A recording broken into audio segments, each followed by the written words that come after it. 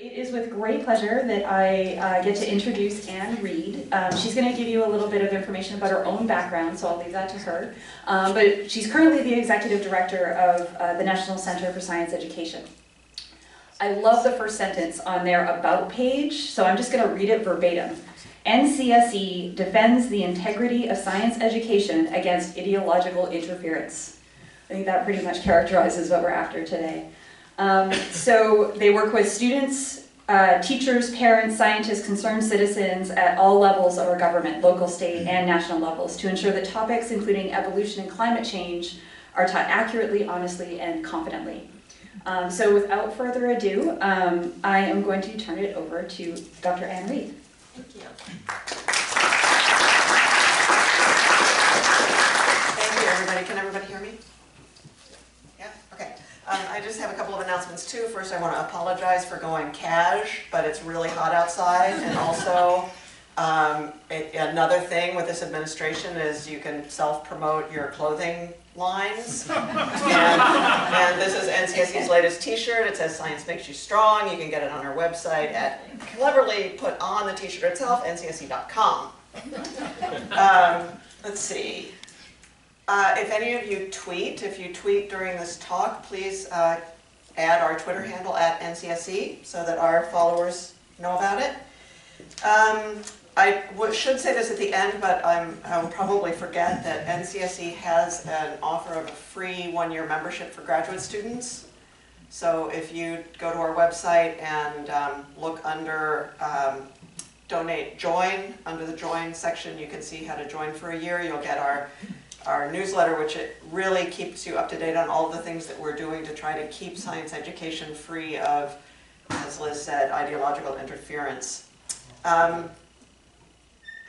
Also on our website, we have a blog. I was at the March for Science in Washington, D.C., along with a contingent from UCSF, and I didn't get to give a talk there, and so I wrote a talk and I put it on my blog, so you might want to look at that as well. I think we bring, because we at NCSE are really focused on high school public education and problems with the way science is taught there, we have a little bit of a unique perspective on how to advocate for science.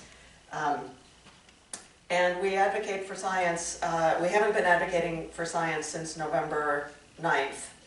We've been advocating for science since 1983 or 4, because that's when we really started to see serious attempts to have creationism introduced as a scientific alternative to evolution in science classrooms all over the country. So that's when we got organized, and we've been at it ever since.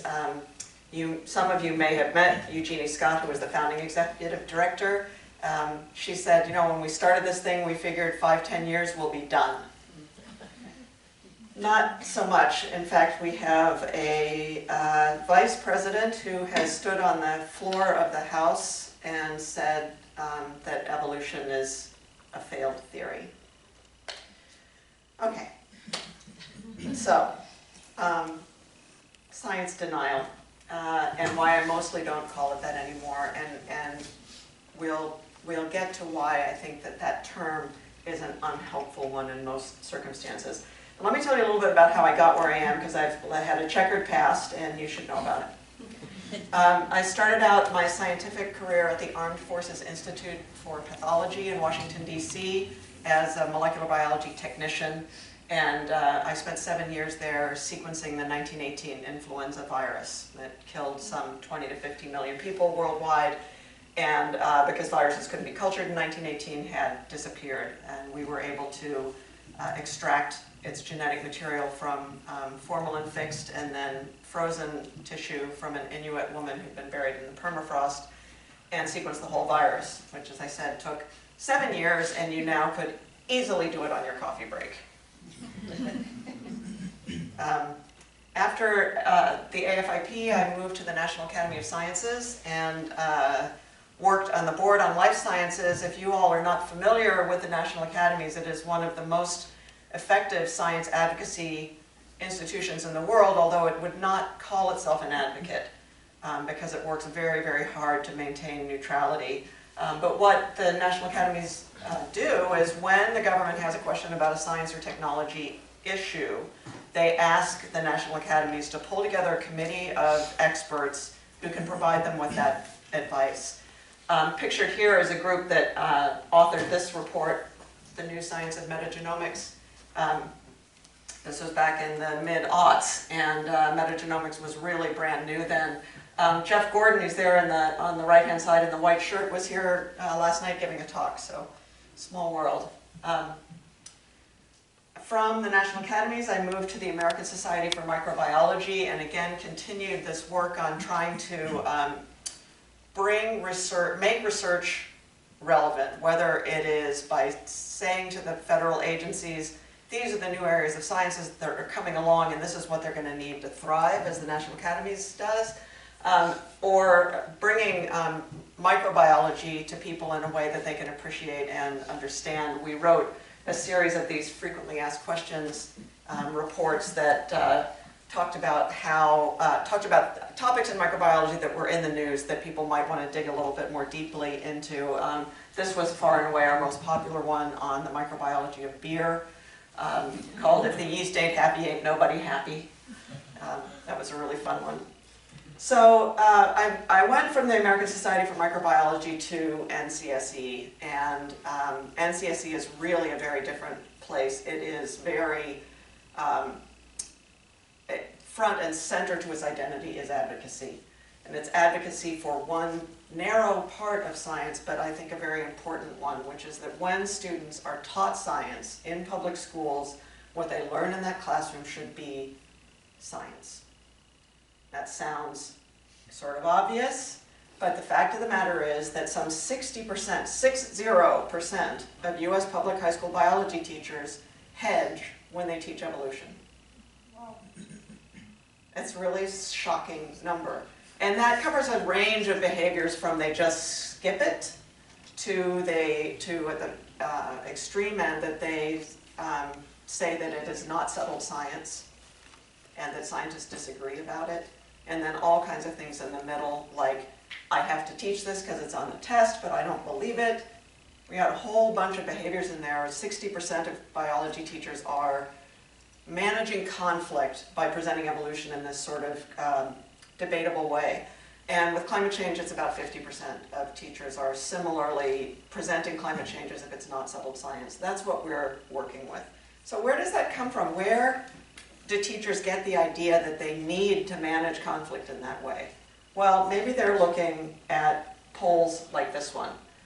This was a poll done by the Pew Research Center and AAAS a couple years ago, asking the general public and then members of AAAS, which was their proxy for scientists, how they felt about a whole series of scientific issues.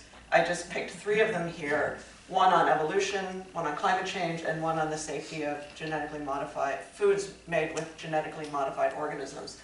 The blue lines are what the scientists answered. The green are what the general public answered. So you can see that with evolution, virtually every scientist agrees. With climate change, mostly due to human activity, you've got over, close to 90%. And that's all scientists. As you all know, I'm sure, if you ask people who publish in climate science, the number is over 97%. And then the biggest disparity in the entire survey was GMO foods, that the vast majority of scientists think they're safe to eat. A minority of the general public believes that. Okay. Oh. All right. So where does this come from? Why do so many people not get it? Why do they not accept the science? Is this science denial? So is it just that maybe people are scientifically illiterate and they just don't know any better?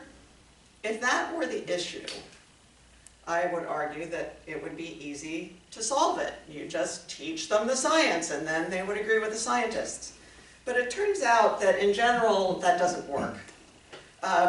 Just sitting somebody down and saying, I'm going to teach you some science, does not bring them around to your point of view. Because in general, the reason that they are disagreeing with those statements that scientists agree with it's because they have a reason to disagree with them. They don't accept the scientific interpretation.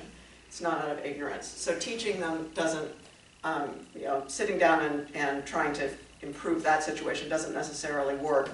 Although there is evidence that there are a certain basis of scientific understanding of the issue does help them accept it, but you can't lead with that and you can't expect that to be your only approach. So do people just not like science and just reject anything that scientists say?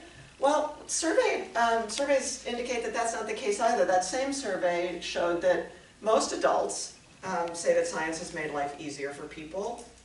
Most of them even say that government investment in basic science pays off. So that doesn't seem to be a problem. Furthermore, scientists are very, very highly respected. This is a study done by a Princeton scientist named Susan Fiske, asking people to rank professions based on how competent they think the people are who work in those professions. And you can see that scientists are way out here on the competence scale. You know, they're doctors and engineers and scientists considered the most competent professions. So if that's true, science makes your life better, it's worth investing in, scientists are competent, why don't they just say, I agree with the scientists? What's really going on? I'm going to argue that what's going on here is there are two components. One is alienation, and one is threat. So it's not so much that people don't accept the science, it's that they don't necessarily trust the scientists. And why is that? One major reason is that most people feel like they are science outsiders. That science is something that this small group of people does, that they cannot relate to, and their understanding of what it is that a scientist does dates back to when they were in school. So often for many, many people, the last science class that they ever take is in 9th or 10th grade in high school. So how many of you have heard someone say, I wasn't good in science, I thought it was really boring? Yeah. And also, oh, you must be really smart if you're a scientist, right? Yeah, which is nice to hear, but also means that you've been put apart from regular people. So that's a problem. That's a problem that we're not seen as just like everybody else. We go back to that poll that the survey that Susan Fiske did, and we look at the y-axis. We also get a little clue as to why people might reject some scientific conclusions. The y-axis is warmth, and warmth is a sort of a proxy for trust and feeling like someone has empathy with you. And here, the scientists don't fare quite as well. We're somewhere, like around DMV clerk. Warmth-wise, that's not awesome. And you know all the stereotypes about scientists not being able to talk to people and not making eye contact and being awkward and using jargon, all of those things. I think that all plays into that of scientists are just not like the rest of us and maybe not to be trusted. So that might be helped if lots of people knew scientists and knew that although we often do have some of those characteristics, we're not really Big Bang Theory level weird. But most Americans don't know any scientists. This survey was done a few years ago, and it actually gave a higher number of people able to name a living scientist because the movie about Stephen Hawking had just come out, so people were like, oh, I know him. But generally speaking, people can't name a scientist. They don't know a scientist. Now, after this talk, I challenge you all to make sure that no one you know in your life cannot answer that question. They should be able to say, yeah, Steve, yeah, Emma, yeah, Liz, she's a scientist, I know a scientist. You wouldn't show up probably in these percentages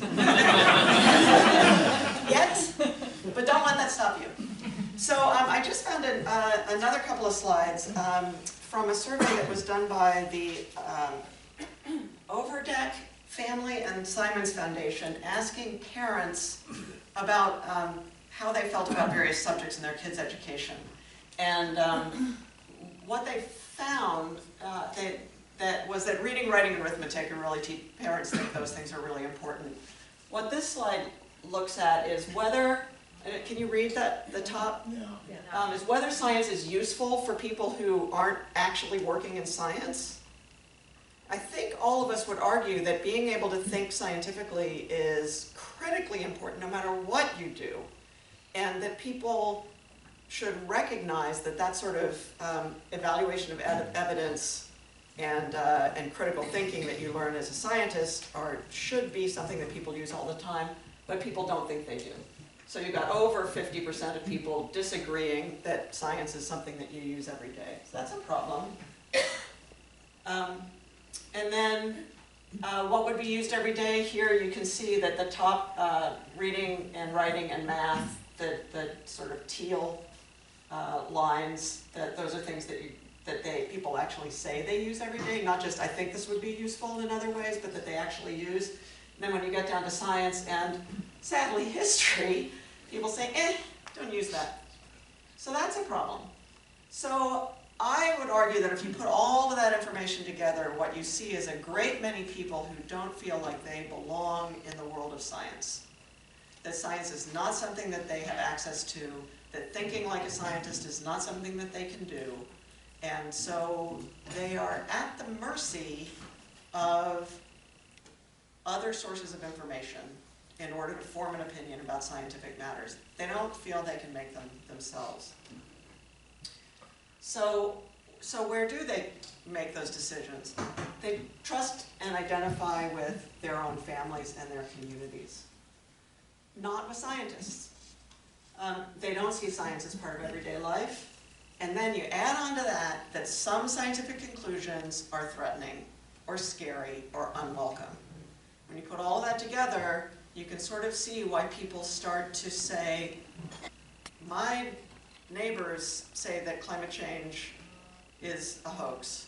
My senator says that climate scientists are just in it for the money. I could see that. So this is a problem that's not going to be solved just with more education. This is a question of creating trust. So I want to just dig in a little bit to the evolution and where rejection of evolution comes from.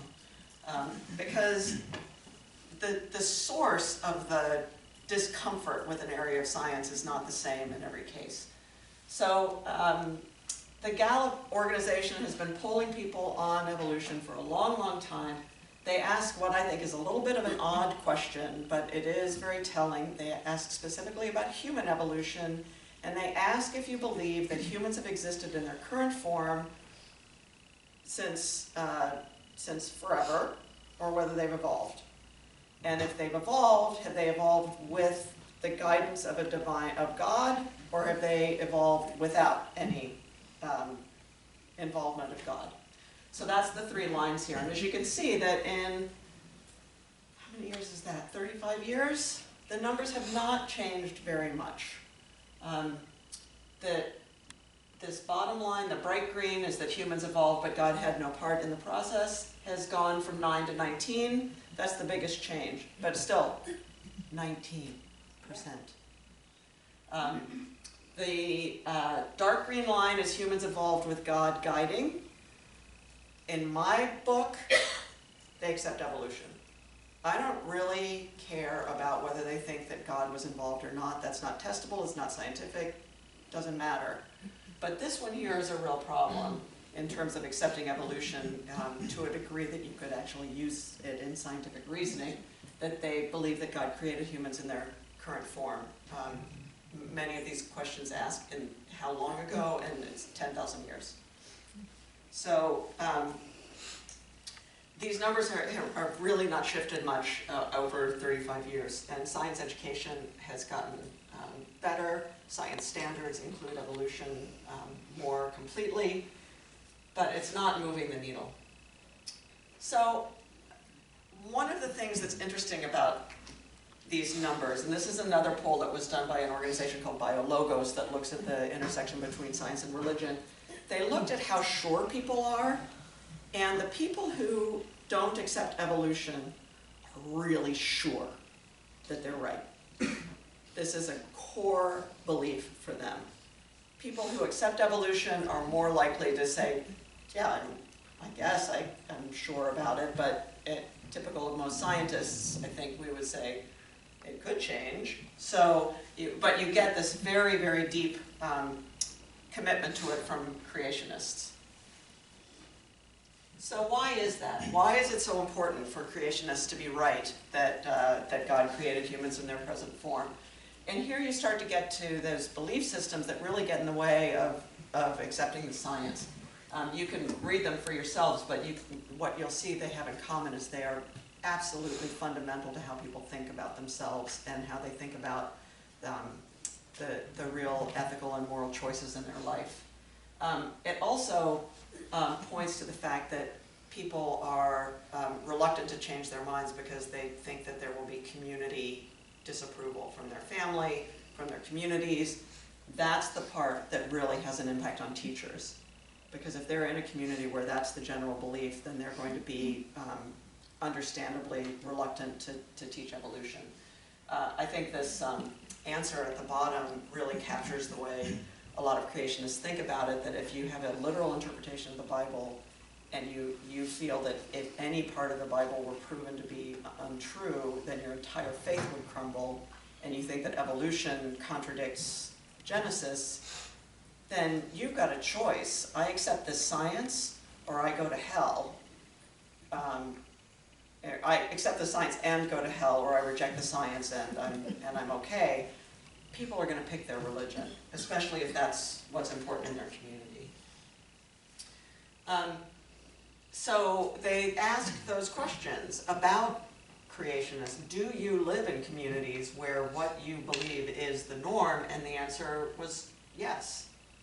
So people are geographically more likely to live around people who are like them. We all talk about the bubble out here. You've got the bubble of fundamentalist Christianity in a lot of the country, and they live in communities where everybody feels the same way. So there's not sort of a lively debate over it. It's everybody feels the same way. The number in this that I found the most chilling is that last one, that even if the teachers in those communities teach evolution, they don't change anybody's mind. So, you know, NCSE could be killing itself getting every teacher to go out there and teach evolution, and if we don't teach them how to teach evolution in these communities, it's not going to make any difference, because just presenting the material is not going to change anybody's minds. And it looks to me like this next slide is out of order. Well, we'll just run with it. So, so that's evolution. Rejection of evolution is coming completely from a religious point of view. That's the ideological problem for evolution. So how about climate change? With climate change, it is almost entirely political. And when you ask people about their views on climate change, they correlate very, very strongly with their party affiliation. So here is just, this is a very recent poll, it was just done 6 months ago, asking whether you accept that climate change is being caused mostly by human activity. And you can see that only 15% of conservative Republicans agree that human activity is responsible for climate change versus 80% of liberal Democrats. So very, very stark divide. So we talked before about trusting scientists. This is a little more subtle than trusting scientists, and this goes to, remember when I said at the beginning that I mostly don't call it denial anymore? So this question is about whether people understand that the vast majority of climate scientists are sure that human activity is changing our climate and that the consequences are serious and imminent. the consensus among the climate science community is huge. Do people know that? And does it matter in how they think about climate change? So above, the top line is voters in general. And you can see that voters in the public in general, only 27% of them say most climate scientists agree with this. That's a shocking number to me. At least, what is that, 60% say more than half of scientists agree. But think about it, if you were looking into an area of science and you saw that half of the scientists said one thing and half the scientists said something else, you'd have doubts, right? You would at least think, I'm going to have to learn more about this before I go with one idea or the other. So that's the situation that we're in there. You can see that when you look at this part, when they break that down between Republicans and Democrats, that Republicans are much more likely to say that they think that fewer than half or almost no climate scientists agree about human-caused climate change. And more liberal Democrats think that there's consensus. But I find this number really interesting, that only 55% of liberal Democrats say the vast majority of climate scientists agree with climate change. So they're saying, I accept climate change, even though they don't know that the scientists are with them. And we find that with teachers too, that when we surveyed teachers about their climate change education practices, only about 40% of US science teachers answered correctly that the consensus is over 80%. We made 80% the top category. So if 60% of science teachers think that it's not settled science, it's not surprising that they're teaching it as a debate. So where did this idea come from, that climate scientists don't agree? Well, this is where the science denial comes in, because there are groups that have been actively promoting this idea that climate science is not settled for many, many years now. The most famous one is called the Heartland Institute, which is funded by the fossil fuel industry, and they are still at it. This booklet and handy teaching DVD were just mailed to 25,000 science teachers in America. They plan to send out 25,000 of these every 2 weeks until they have sent out 200,000 of them to every science teacher in America. And their goal is to reinforce this idea that it's not settled. And if it's not settled, then maybe we don't have to do all of these drastic things about it, right? That's all they have to do is create that doubt. And they clearly have succeeded. If even only half of liberal Democrats know that the consensus is virtually universal. Shocking. Okay, so we talked about the fact that fundamentalist Christians who reject evolution tend to live in communities with other people like them. Is that true for climate change? Well, it is growing more and more true. This is from a book that's now, I think, about 10 years old, called The Big Sort. And he looked at a number of measures of whether our communities are growing more homogeneous over time. So I found this figure particularly interesting. So what it shows are counties, and the difference in the vote between the Republican and the Democratic candidate in these two elections, in 1976 and 2004. They defined a landslide as a greater than 20% difference between the Democratic vote and the Republican vote. And a competitive race was one where the difference was less than 20%. So competitive is not that competitive, but sort of competitive. But what's interesting is that in 1976, you have these vast swaths of the country that were competitive. These are counties, by the way, not voting districts. So this is not a gerrymandering thing. This is a geographic thing. By 2004, you can see that the number of white counties has dropped dramatically, where the presidential election was competitive. So that strongly suggests that people are living more likely to be living around people who agree with them. So there's a community norm when it comes to whether you accept climate change or not.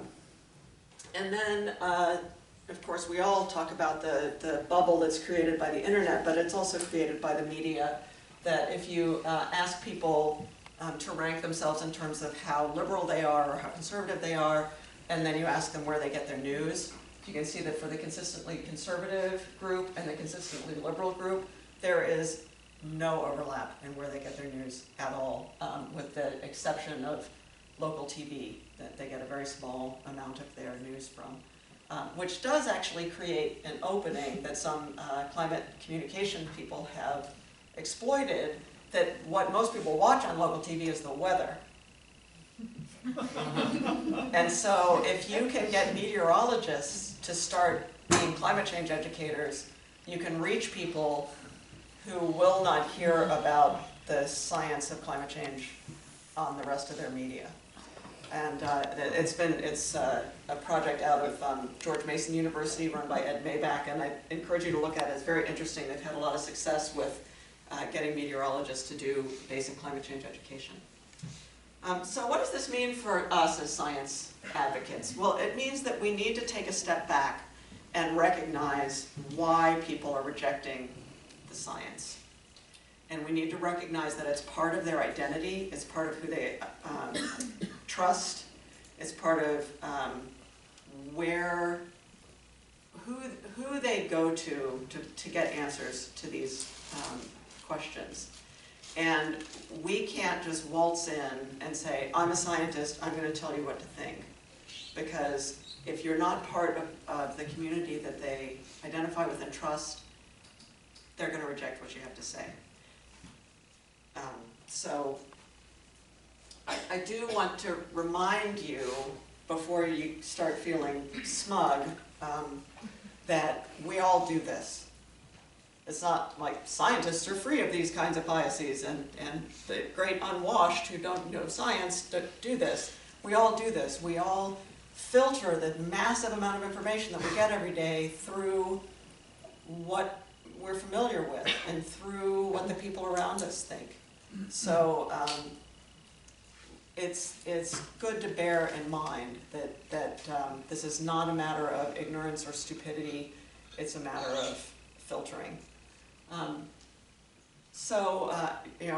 we actually are, as scientists, are the most likely to think that we only use reason to solve problems and to make decisions, and that's really sorry to tell you that's not true. So what do you do? What do you do? First of all, let me just ask you guys, how many of you come from a place, grew up someplace, or went to school someplace where evolution was distrusted? Oh, wow. Lots of you. I'm surprised. That's great. So does anybody have any juicy stories from from your public education? Did anybody have a teacher teach you that evolution wasn't true? I had a teacher that we didn't even talk about human evolution, or, I mean, the creationistic aspects of it came from the religious part, not within our school system, but like catechism, extra classes. But how humans came into existence was not even talked about. Ah, okay. So In she high covered, school, or she or he covered evolution, but not human evolution. Yeah, I don't even remember like the idea of evolution happening. Yeah. Anybody else? I did a creation presented as an alternative theory alongside evolution. High school biology. Where were you? Where did you grow up? Mostly Catholic suburb of Philly. So I'm surprised because the Catholics generally are better on this than others, and they're on board with evolution now. But we do hear from a lot of Catholic schools that there are still teachers who are uncomfortable with evolution. Yeah. I think I see that I don't believe this, but it's on like the AP exam, so I need to learn it. Yeah, that's a very common dodge. Yeah. Anybody grow up in a church that was very vocal about evolution being problematic? Yeah, so what do you remember hearing at church?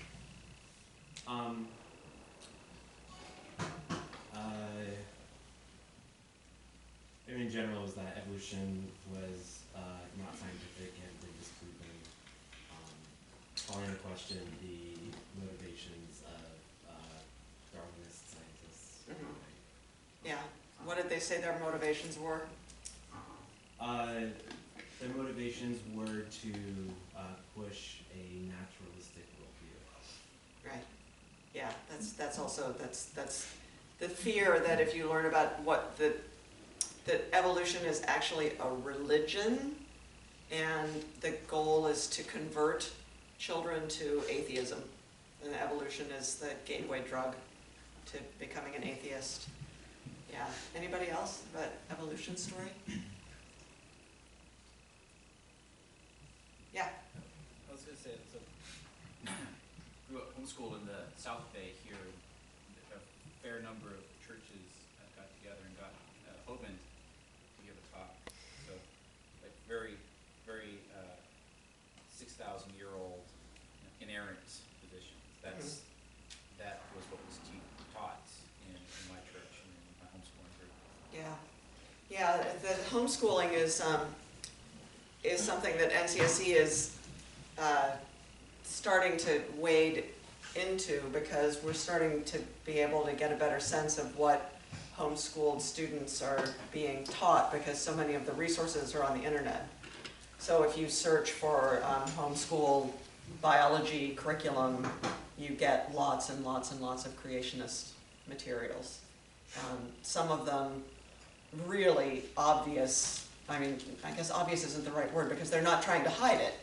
They're saying, here's this textbook that that the rest of the kids in your school district are using, but we have carefully expunged any mention of evolution from it, so now it's safe. So they're not trying to hide it at all. And of course they're allowed to do that. They have the constitutional right to do that. You can't do it in a public school with public money, but you can do it if you're homeschooling. We're starting to see some gray areas there, though, with public charter schools and public programs for homeschooling parents to use.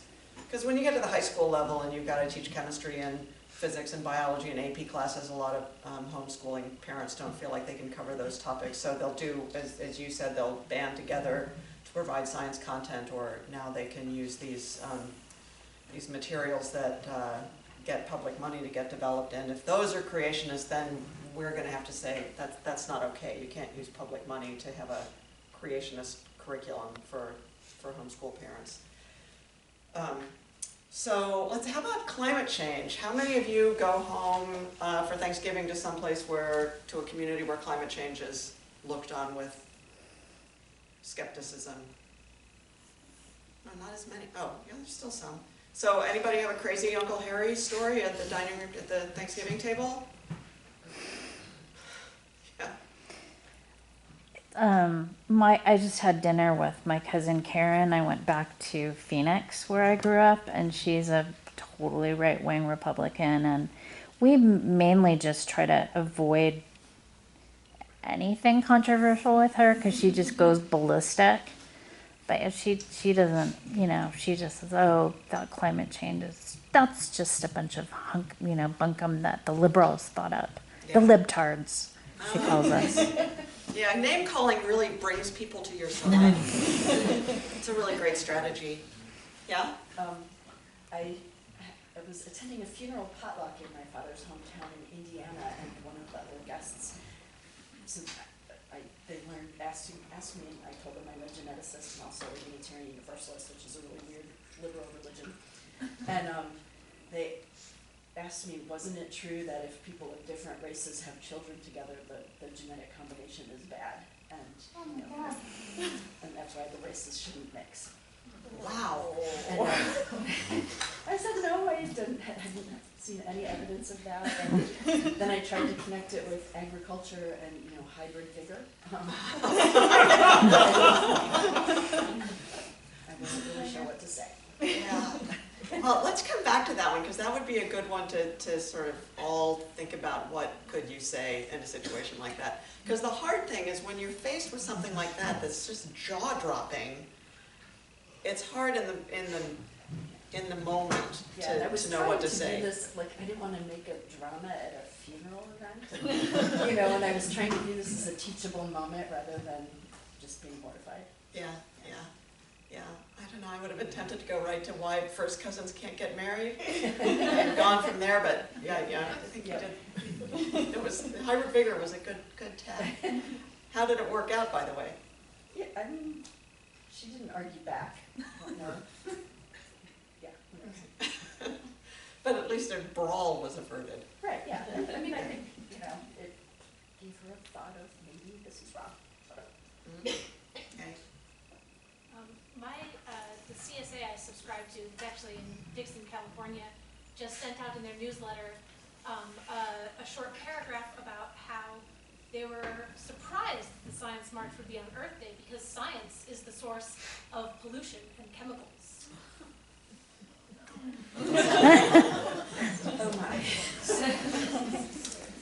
Okay, so that, I think, though, does give lie to the idea that Republicans are anti-science and, you know, Democrats are pro-science, because a lot of the environmental movement, certainly not all of it, don't suggest that I'm saying all of the environmental movement, but there are a lot of people who are very active in environmental causes who have that kind of distrust of science.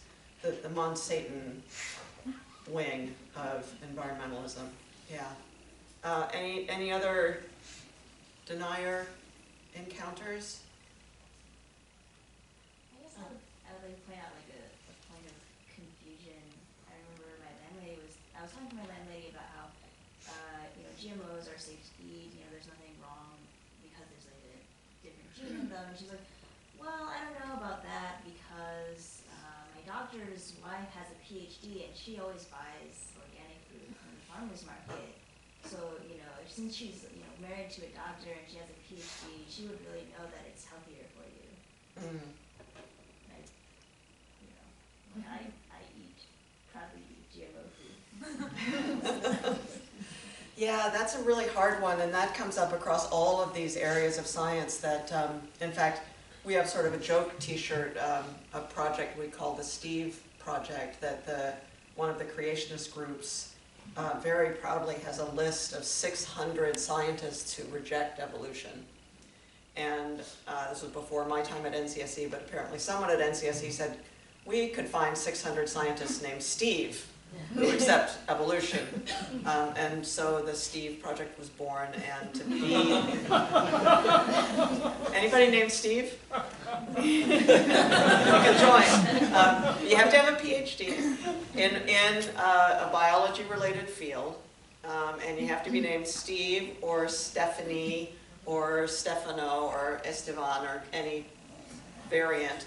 We now have over 1,400 Steves on the list. We can't fit all the names on a t-shirt anymore, so I think it's the 1,100 Steve version that's available as a t-shirt. But yeah, this idea of appealing to experts is very common.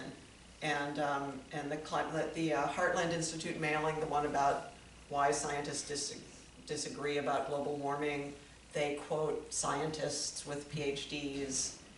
There are 5 or 6 scientists who actually have expertise in climate science or physics, who have become very outspoken spokespeople for climate change being not settled science.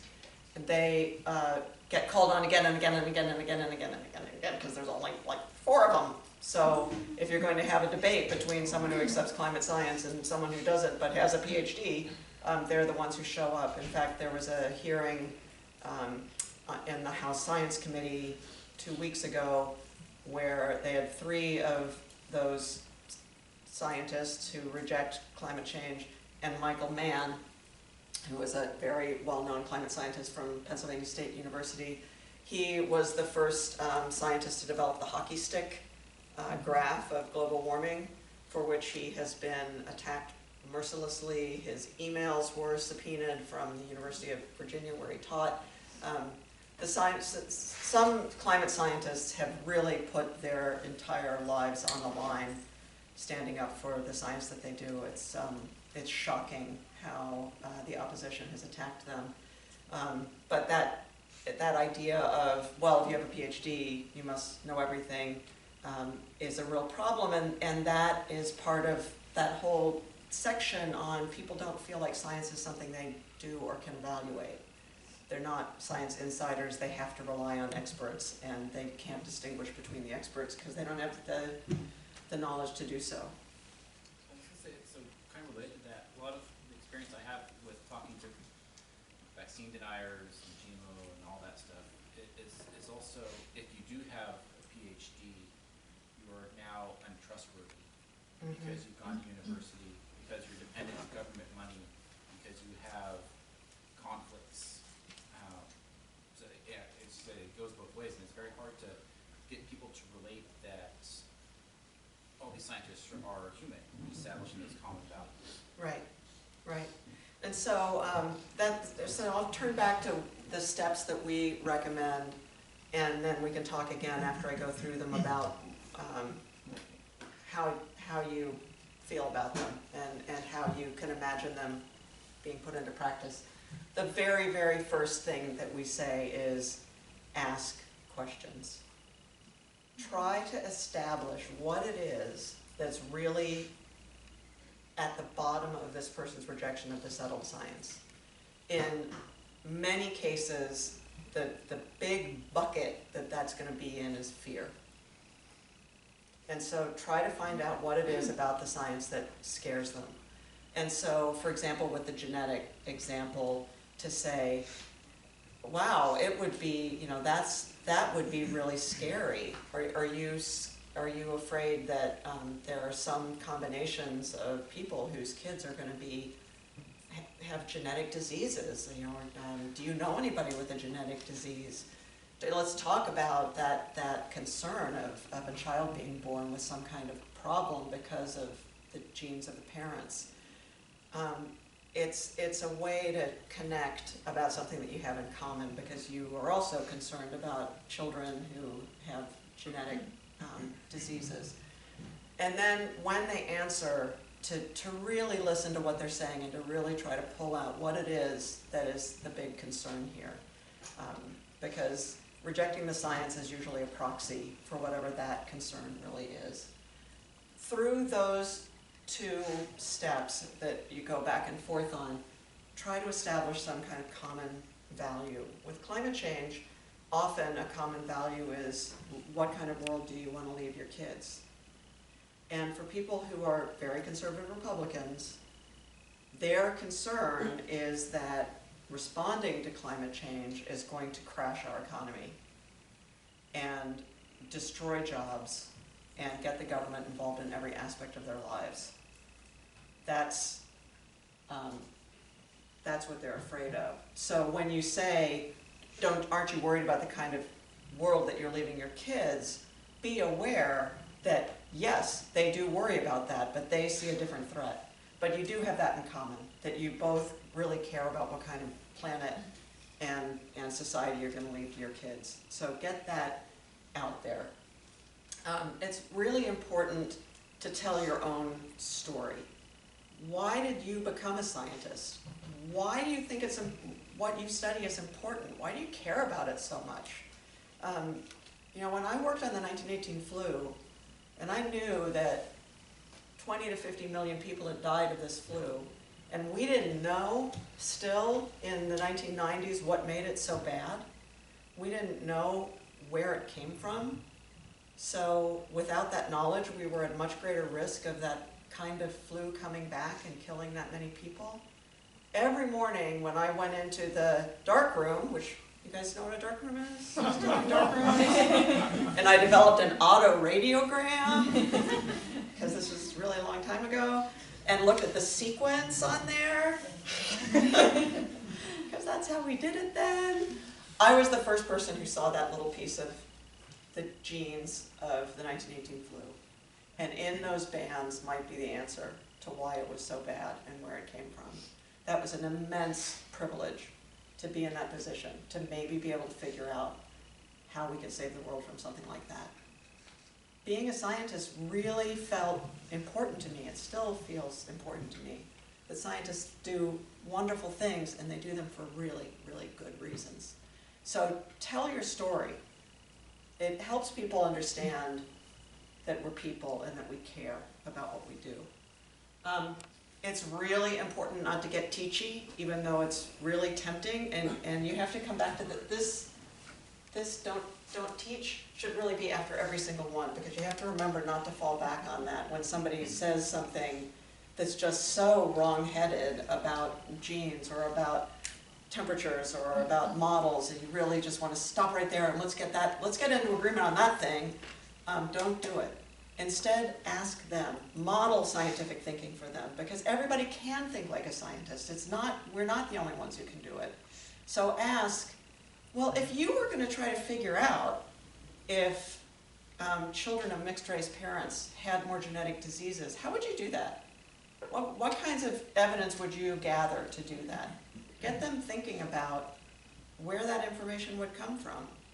With climate, there are a whole bunch of sort of denial arguments that have been popularized that people will come up with, like, well, I heard that there hasn't been any global warming for the last 20 years.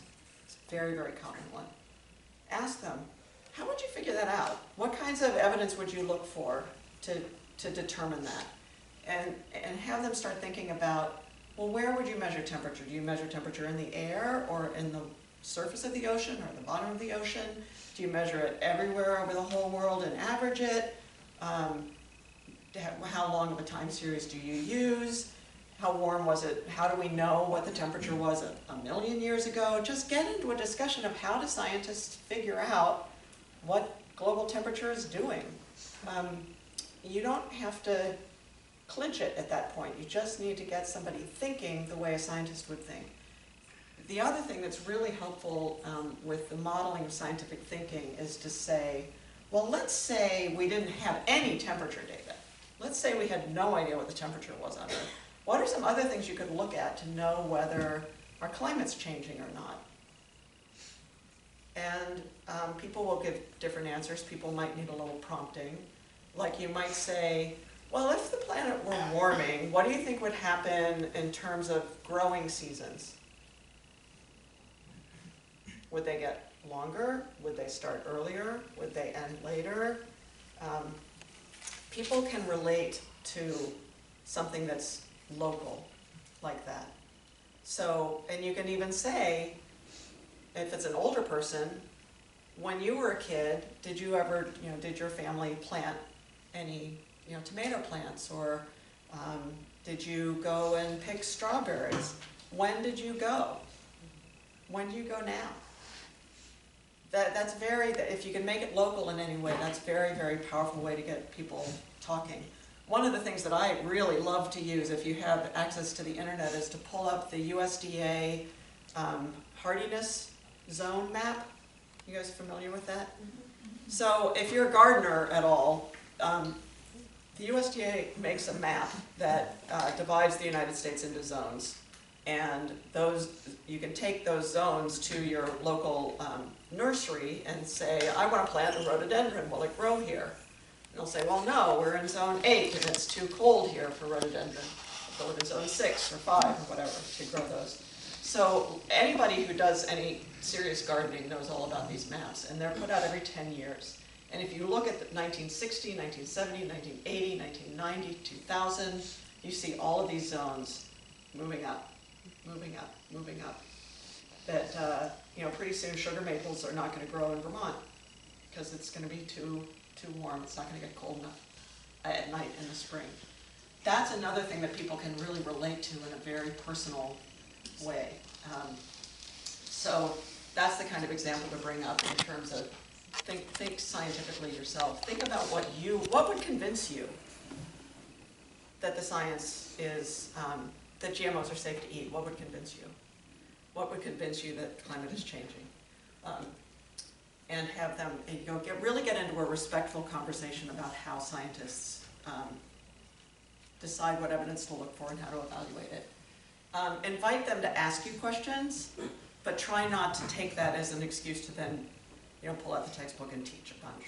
But invite them to get into this kind of conversation about how would you set up a good experiment? How would you look for the right data? And this one is really, really important. Don't come thinking that you're going to change their mind. And that at the end of the conversation, they're gonna say, oh my gosh, I've been so wrong all this time. Evolution is super awesome and now I'm totally okay with it. That's just extremely unlikely to happen. And the more vehement the person is about their opinion, the longer they've held it and the more deeply they hold it, the less likely you're gonna have that kind of conversion. It's much more common with people who come in saying, I don't know what to think about climate change. You know, some people say this and some people say that, and I don't know who to believe. People like that you can often really bring pretty far along with this idea of what kind of evidence would you want to see? And with climate change and with evolution and with vaccines and with all of these topics, you can actually point them to places where that evidence has been established. You know, that NOAA and NASA have fantastic websites with the data for all of these, for the ecological impacts of climate change, the weather impacts, the temperature charts, they've got everything. So if you've been able to have a long enough conversation with someone that they're saying, well, I would really like to see this, then you say, well, let's go see if we can find it, because it'll probably be there. With evolution, you know, you all know there are multiple lines of evidence for evolution. There's fossils, there's genetics, there's morphology, there's all of these different ways that you can say, well, you know, I think you would agree that cats are more closely related to dogs than they are to fish. What kinds of evidence can we use to figure that out? And why do we say that? And have people start thinking that way. If you can just open the door.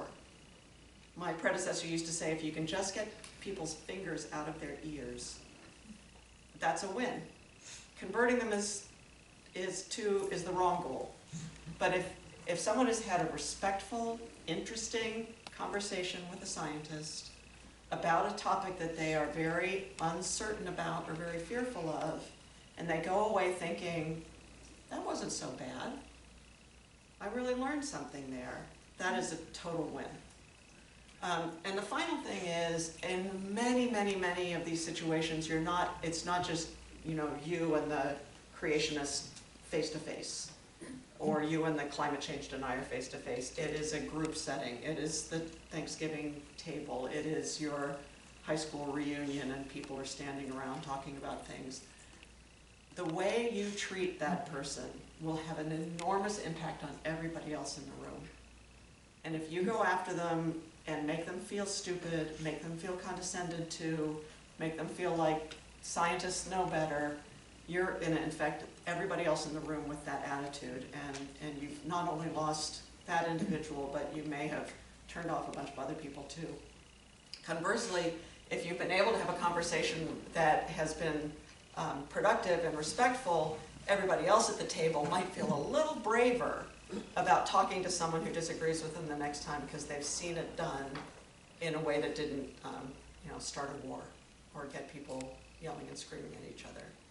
So that's what we recommend. This is very much what we recommend to teachers, especially that they ironically not teach, but instead model scientific thinking and have their students wrestle with evidence themselves and come to their own conclusions about it.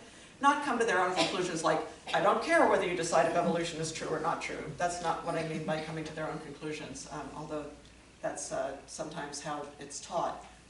But that the students are starting to recognize that they have the ability to look at all of that evidence and reach conclusions themselves, and that we could put a name on that and we could say, that's doing science, and you just did it.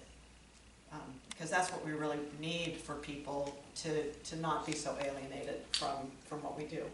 So we've got actually plenty of time for questions and practicing if you want to do a little break up into some small groups and try this out. Do people have any questions first? I have a question. It's I'm trying to get. yeah. So one thing that I struggle with is that I think there is a certain value to people taking the word of experts, even if they can't understand it or they can't understand the scientific thinking process. Like, so, I mean, in some regard, you're kind of saying like, you know, that that's not actually a good idea to foster in people, but, I mean, I do it every day of my life. Like, I go to the doctor, you know, I can't possibly understand everything they know about me. I have to accept their expertise. So to me, that's a struggle in people that I know from where I come from, that I'm not a scientist, I'm not a climate scientist, I'm not an evolutionary scientist. So I can't explain the answers to the questions they ask. And I like what you said about like kind of going back to like trying to get to their fear or their where they're coming from. And I think that's a good starting point, but sometimes I think it's okay to push them to accept expert evidence. Right. And Yeah, you're right. It's and I think that, you know, I had a couple of slides about people trust and identify with their communities, and we're all scientists, so we trust and identify with other scientists. And if a group of scientists has reached this kind of consensus on something, we tend to trust it. But that's not blind. Part of the reason that we do that is because we know how science works, and we know that getting a paper through peer review is not a trivial process, and that it's evaluated by other people who really know that field. Is it perfect? Is it always fair? No. And we are the first to be out there writing articles about how peer review is broken and half of the science that's published is wrong, and which, oh, please stop saying that. It makes my life really hard. Because it's not, half of published science is not wrong. But this idea that we understand how scientific conclusions are reached, and so we tend to have a lot of faith in them, that we can talk about. yeah, it was just that's. So to talk about what that process is and and there's a great place for a personal story of, after finished my PhD and I was trying to get my work published, and I was so proud of it, and I had so much trouble because it has to go through, 3 peer reviewers, and they said that I needed to do this experiment and that experiment, and it took a long time, and since I know how hard that is, I tend to trust what scientists publish. Well, I guess this is sort of related, but how do you deal with, because I think some people I know who distrust science partially distrust it because recommendations based on science change over time sometimes. Like nutrition is an obvious field where, saturated fat was the font of all evil, and then it's like, oh, it's trans fats, and it's like, oh, wait, it's sugar, and Right. Like, so if people try to follow the advice based on the latest news article, they would be changing, Right.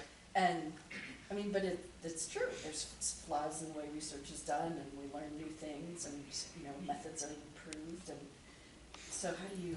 Yeah, and nutrition science right up there with peer review is broken. It's a huge problem, because nutrition is probably the area of science that the most people are interested in, and is the area of science that is the hardest to do. That doing a really, really good nutrition study that gives a clear answer is practically impossible. And so you're left with these very imperfect studies that have very low statistical power, and then you end up with this: red wine is good for you, no, it's bad for you; white wine is good for you, no, don't drink wine, drink beer, coffee. And that's, that when people think science, that's what they think of. And so, but that's a great conversation about, well, how would you do nutrition research? Let's say you wanted to figure out if broccoli's good for you or not. What would you do?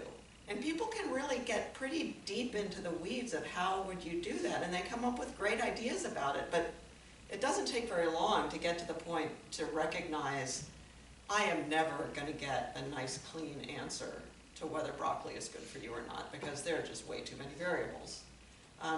So if that can help people have a little perspective on nutrition science, not that it's bogus, but that it's hard, and that other areas of science are a lot easier to do a really clear, controlled experiment, that's a great conversation to have with people. But you're absolutely right. It's really this idea that science says one thing one day and another the next.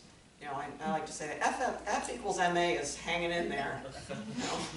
It's in there for the long haul. How would you go about, like, if you're talking to someone and then they cite some scientific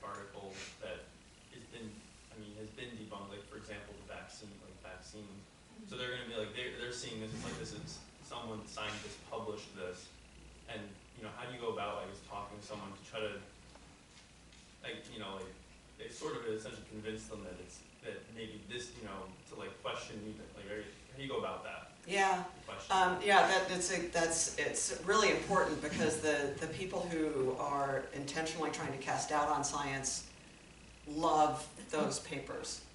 The Wakefield paper, and then there's a climate change paper out of the group at the University of Alabama that claimed that satellite temperature measurements showed no warming over the last 20 years. That's where that little piece of climate change denial comes from. And that data has been shown to be, the data set has been shown to be wrong. You know, they misinterpreted it, and what they said it showed, it didn't show. So, but that one gets cited over and over and over again too. And the next step in that level of casting doubt on the science is to say, well, of course the scientists rejected that and said that it wasn't true because it goes against what they all think. And so they had to say that paper was wrong because of it broke the orthodoxy. So there again, I think if you have a good personal story, that can be powerful. I happen to have one from the 1918 flu work, that one of the things we wanted to do was to see whether the 1918 human virus came directly out of wild birds, which is the natural reservoir for all influenza viruses. So we collaborated with a scientist at the Smithsonian Institution that has samples of all different kinds of animals going back 100, 150 years. It's pretty cool. There's a warehouse out in Lanham, Maryland that's kind of like the last scene in Raiders of the Lost Ark. It's just this huge warehouse with all of these boxes filled with alcohol with various animals in it. So we found a bunch of birds, geese and ducks, which are the normal hosts of influenza. And we found several that had been collected in 1916 and 1917, and we took samples. It's an intestinal virus in birds, so we got a duck anatomist to come and get samples for us from the right part of the bird. And we got signal, and we sequenced it, and we published it, and about 5 years later, it became clear that it had been a contaminant. And it was not 1917 avian viral sequence. So we had to withdraw the paper. And that's it. No scientist wants to go through that. Nobody wants to go out there and say, we published something that is false. But there is a procedure for that. And sometimes the scientists blow the whistle on themselves, as we did, and sometimes the whistle gets blown on them. But there is a process for that. And so I guess, again, this process of go back and ask questions to say, you know, so if you were evaluating what goes into the scientific record, how would you do it? And how would you get rid of things that are wrong? What do you think the process should be for that? And discuss what it took for that article to be withdrawn, which took an unconscionably long time for that Wakefield article to be withdrawn. It's actually hard to do. And so that's part of the conversation too, to say that we don't reject published science lightly, and you really have to show good evidence that it was incorrect or fraudulent. Yeah. Hey, Coach, I was just checking out your website and noticed you have a couple like initiatives that might be relevant to people here, like the scientists in the classroom. I was wondering if you could talk a bit about those initiatives and maybe things you're working on or how people here can get involved. Sure. Thank you for that question. I did not pay her for that, but I do really appreciate it. So, as I said, our goal is to make it possible for teachers to teach evolution and climate change, even in places where they're really afraid that it's going to cause conflict. And we started a network of teachers a couple of years ago. We very quickly got about 6,000 teachers to sign up for it. We were super stoked, thinking soon we'll have every teacher in America. But it sort of topped out at that 6,000. And we asked them, what would make it easier to teach these topics? And overwhelmingly, they said it would help to have a scientist come into the classroom when I'm teaching these topics, so that I have some, an expert at my side. So we started the Scientists in the Classroom program to do that, and we try to make it a very low barrier to entry. It's just 2 visits to the classroom, and the first one is really just sort of a show and tell of a scientist. I'm a scientist, this is what I do, this is why I do it, this is why I think it's cool. Some of them bring the equipment that they use as a scientist, whether it's nets if they're an ornithologist, or pipettes if they're a molecular biologist.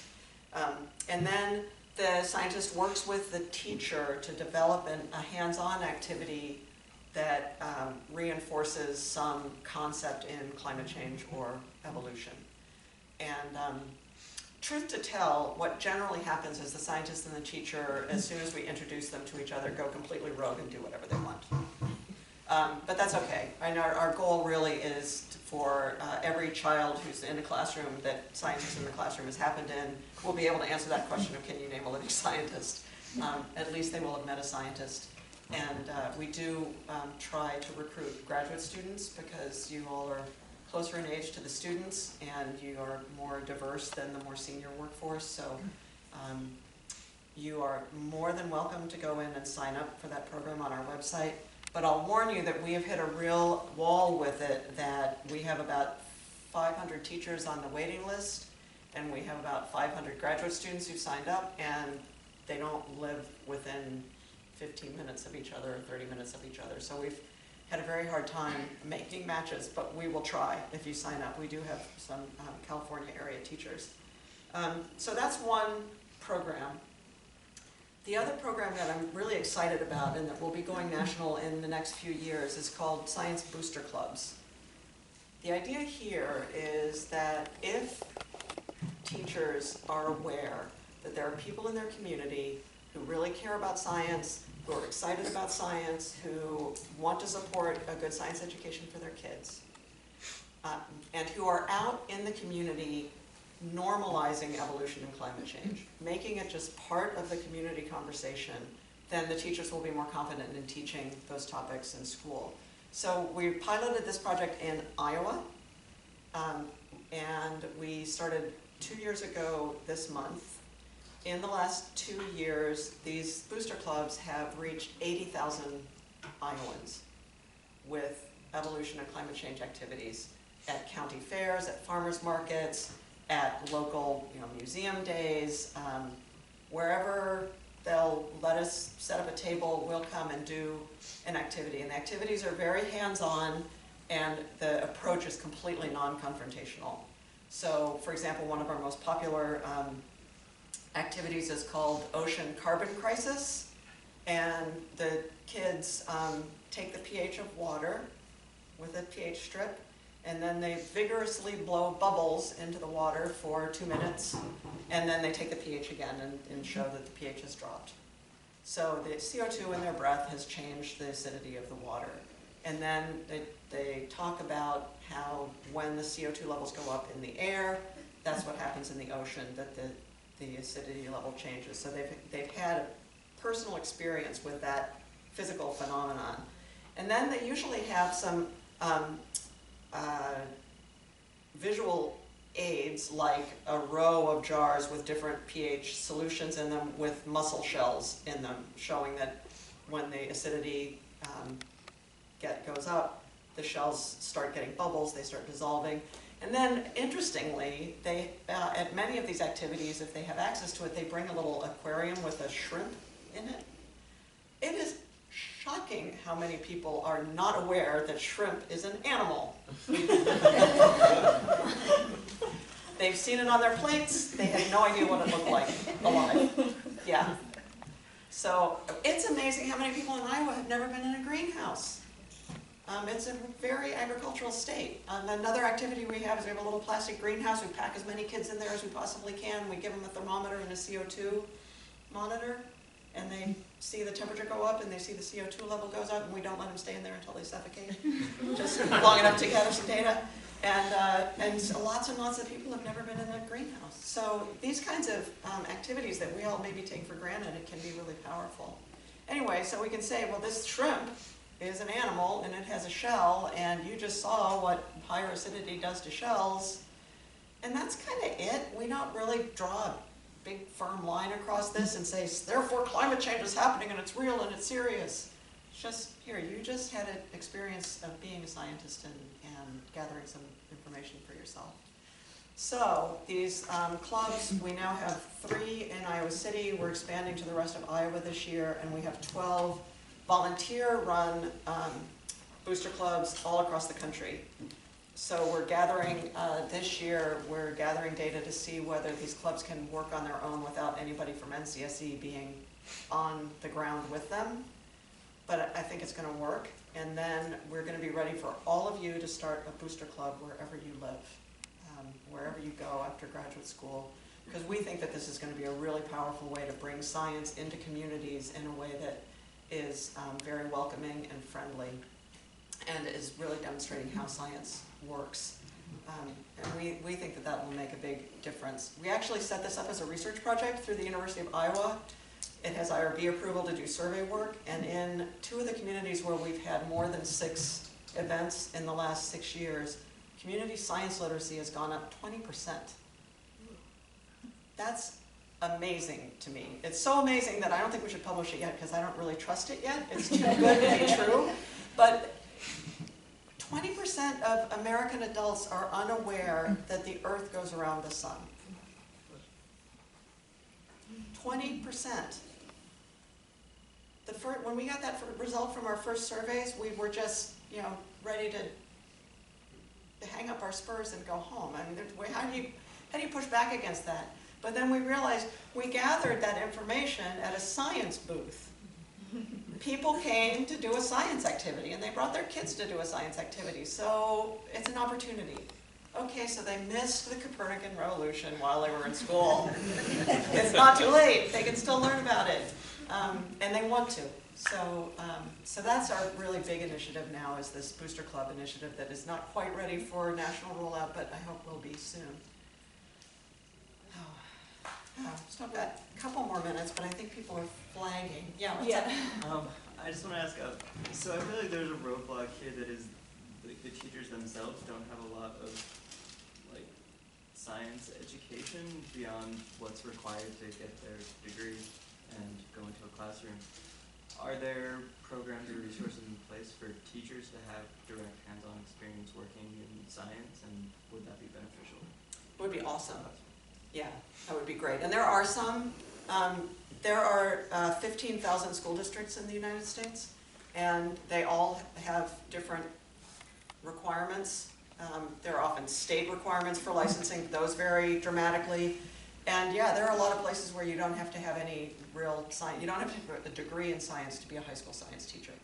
I think there's a real moment of opportunity with the introduction of the next generation science standards that are rolling out now and been adopted in about half of the states. It's a very different way of teaching science, much more hands-on, much more conceptual, and the states are putting a lot of effort into retraining teachers to teach this new way. So I think that'll be a real opportunity to boost teachers' science know-how. One more?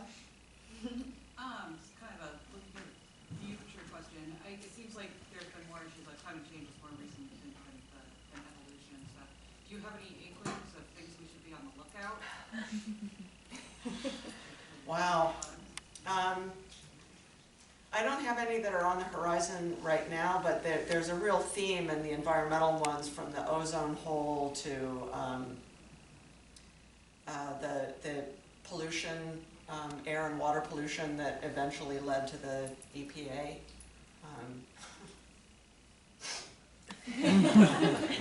And that works. I mean, the Cuyahoga River is not burning anymore, right? And our air is much cleaner. It really works.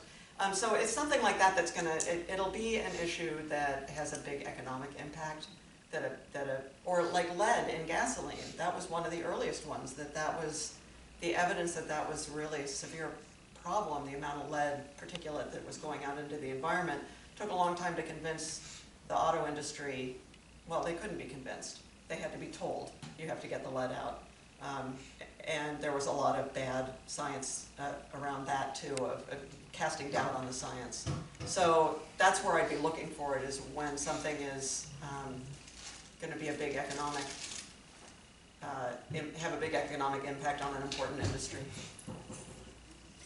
So please join me in thanking Anne for